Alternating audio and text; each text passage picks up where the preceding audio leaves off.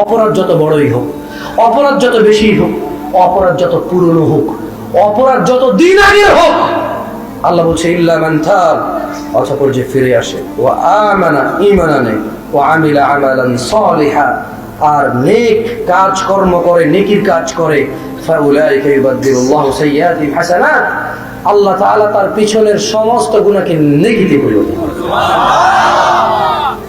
এখন এই গুনাহগুলোকে গুনাহ নিয়ে মরবেন অমুসলিম হয়ে, নাকি মুসলিম হয়ে ক্ষমা চেয়ে সমস্ত গুনাহকে নেকির পাল্লায় ট্রান্সফার করে চলে আসবেন? এটা ওই জাল টাকা জমা নিয়ে আসল টাকা দেওয়ার মতো হয়ে গেল। খুব সহজ, না বুঝার কিচ্ছু নাই, না বুঝার কি নাই, কিচ্ছু নাই।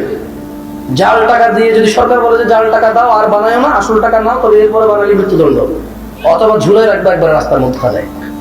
একটা অফার দিল, কিন্তু আল্লাহ আরো কত বিশাল অফার দিয়ে রাখছে সুবহানাল্লাহ। বলছে যে স্টপ, দাঁড়া।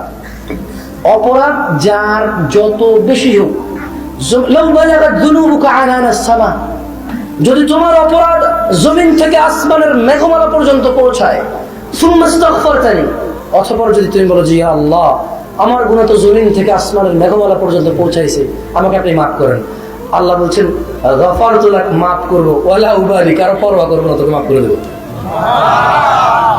মাফ চাওয়া আল্লাহর অনেক বড় ইবাদত। আসেন আমরা সবাই আল্লাহর কাছে মাফ চাওয়া শিখি, নিজেদের কৃতকর্ম, অন্যায়, ভুল ত্রুটির জন্য আল্লাহর কাছে মাফ চাই।